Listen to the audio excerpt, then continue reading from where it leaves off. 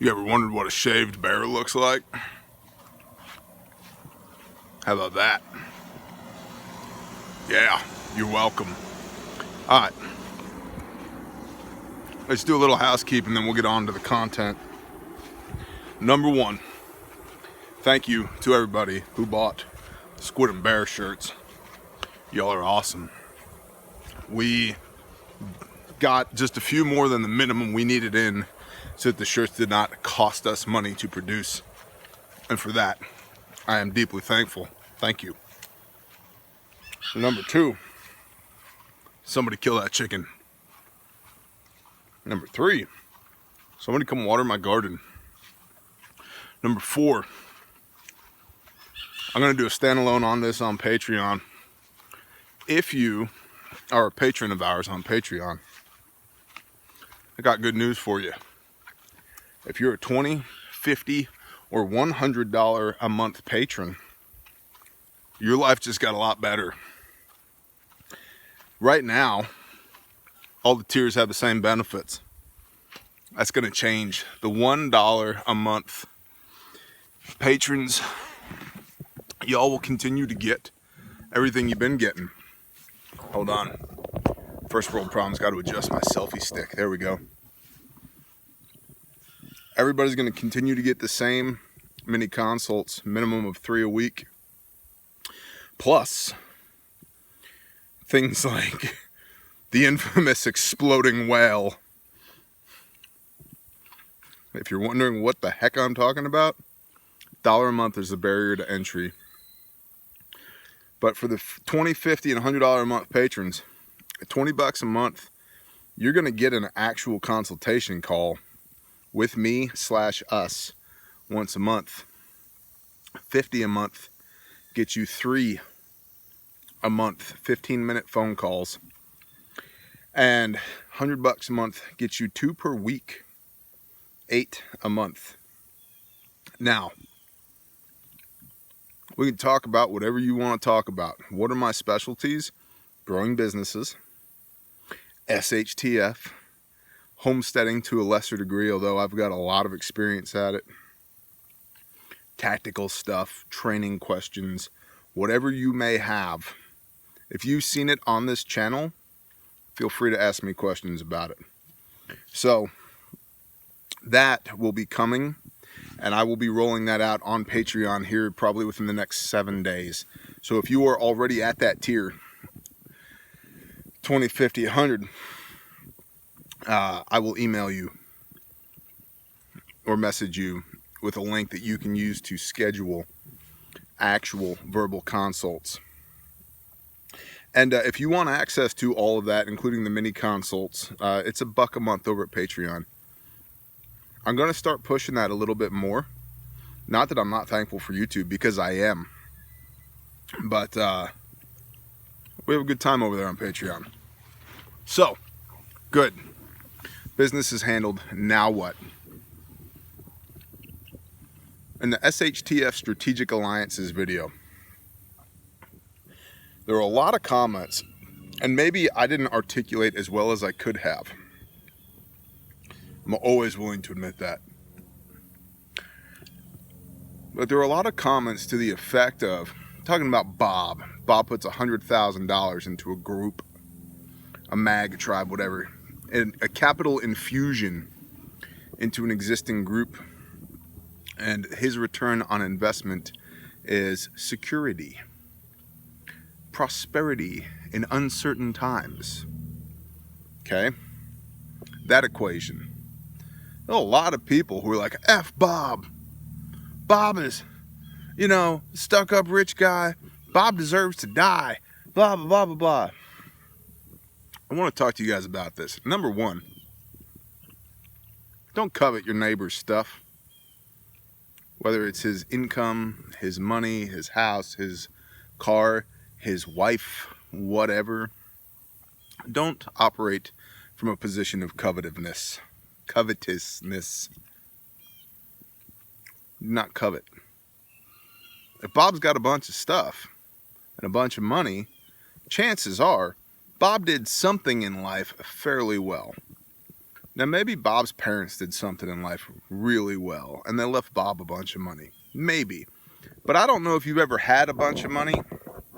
It's one thing to have a bunch of money. It's a whole other thing to hang on to a bunch of money. Says the guy who sold his first business for 7 figures at the age of 22 and was broke a couple years later. So, another story for another time. That's part of my testimony, which this is not. So even if Bob was gifted money, Bob held on to it. Hopefully grew it. That's worth something. That's a skill set that far too few people actually have. So that should be recognized. Number 2, chances are that Bob earned the money that he has. Now, as a guy who's predominantly blue collar, I like working with these. Although, this thing up here is pretty sharp too. I like working with my hands. And there's a lot of people who honestly just piss me off in offices and cubicles because they're too soft.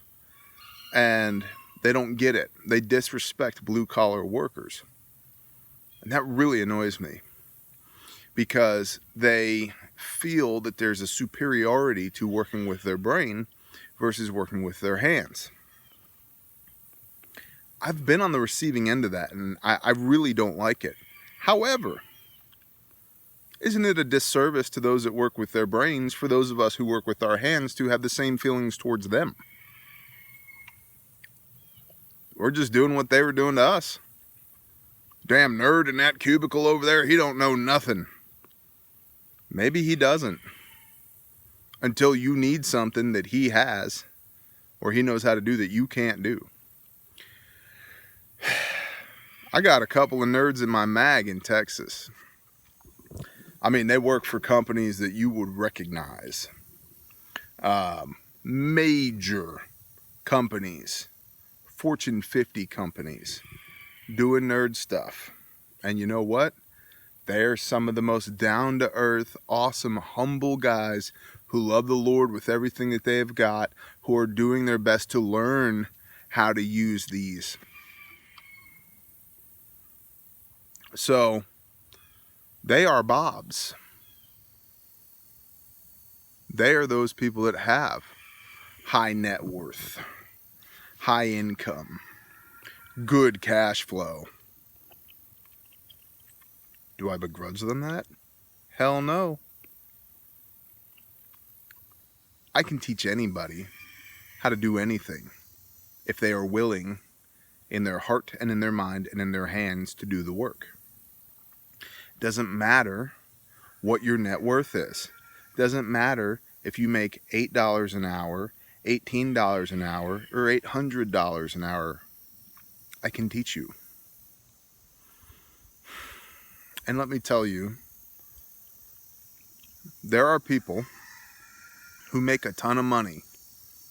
A lot of them who make a ton of money, and they are broke. Because it's not just how much money you take in. It's how much money you send back out again. What is your cost of living? It's income versus cost of living.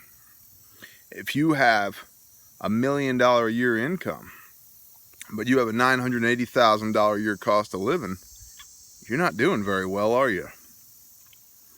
I mean, you might have your Lamborghini and your big house on the hill somewhere and all the trappings of American exceptionalism, but you're not really getting ahead. If you have a $24,000 a year cost of living and you earn $56,000 a year in the trades, you're actually doing better than the guys making $1 million a year. So we do ourselves a disservice to start quantifying people based upon their income.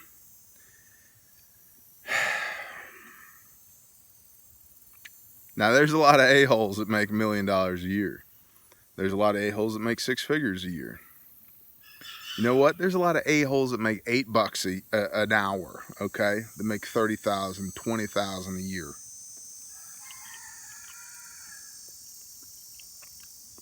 Don't begrudge people their income. Don't assume that you know somebody based upon how much money they make and what they do for a job. I tend to look like the type of person upon first glance that would rip your head off and take a poop down your neck. I also would give you this shirt that I'm wearing if you needed it, or let you stay here if you had no place else to go, and feed you and clothe you and find you gainful employment and help you square your life away. I have 24 ongoing email streams with people I've never met before, just trying to help them because the Holy Spirit has convicted me to do that. And every day I think to myself, how did this happen? How did God look down on this and go, we're going to use him to do that? But you wouldn't get that from just looking at me. And so I see lots of guys in 3-piece suits and nice shoes, driving cars that cost way too much money. And I see lots of women in their pantsuits and their blouses, carrying bags that cost way too much money with dangly things from their ears and way too much makeup on.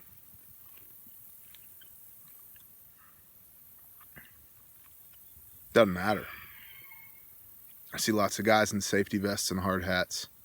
I see lots of women wearing the company polo shirt with their name tag on it at whatever, middle management job that they have at whatever corporation that they're stuck at. The point is, without sounding super cliche, we're all the same. It doesn't matter. And we do ourselves a disservice to believe that it does matter.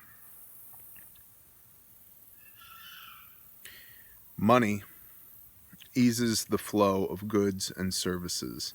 And because of that, a stockpile of money is a stockpile of power right now, because money is still worth something.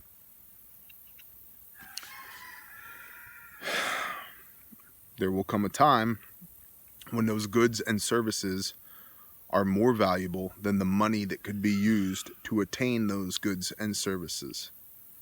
Being able to perform the work is more important than being able to afford the work.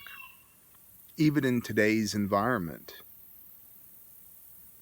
it's more valuable that you know about electrical work than you know how to hire an electrician. Lastly, if you find yourself hung up on money, I would encourage you to do some research and some learning. Money is not something that's taught in today's society anymore. It's something that's just taken for granted. Read the Cash Flow Quadrant and Rich Dad, Poor Dad. Paperbacks, quick reads. You could finish either of them on a plane ride if you were dedicated. And that will help begin to shift your perspective about what money is and how money works. But it would be the same thing to look at a guy who has a 7-figure net worth and think in the pit of your stomach, screw that guy. Right? That's the same flavor of evil as when you look at somebody with a car, nice car that you want. Ugh, screw that guy. Or somebody who's got a hot wife. Screw that guy. Or a 40-foot container full of prepping supplies. Screw that guy. You want to screw that guy, or you want to be his friend? Which is more valuable to you? I realize this is not going to be a popular video. This is going to get a lot of negative comments. Don't care. I'm not here for the pennies, man. I'm here to turn nickels into dimes, dimes into quarters, and quarters into 50-cent pieces. And to do that, we need to be deeply honest with ourselves, and we need to shift our perspective away from our base intentions and towards the higher things, the deeper things, the more important things. Do I want Bob with $100K in prepping supplies on my team? Hell yes. Do I want Bob with $30 in prepping supplies on my team? Yep. As long as Bob wants to be there in either scenario, yeah, I want that guy. And what Bob brings to the table is a blessing, whether he's got 30 bucks, 30,000 bucks, or 300,000 bucks to put in the pot. I'd rather Bob with 300,000 bucks, but it doesn't work that way. It doesn't matter what I want. It matters what the Father wants. So if Bob shows up with a fat check and says, I want to be part of the mag, we can work that out. And I will not begrudge him that.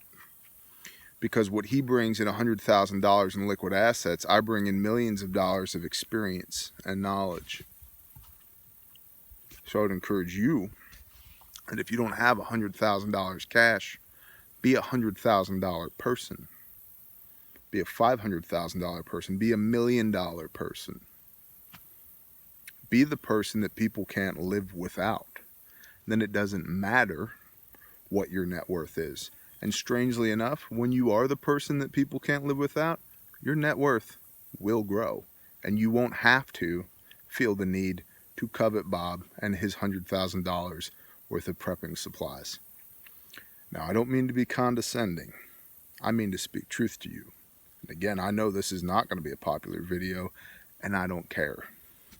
So, from the bottom of my big heart, shalom and blessings.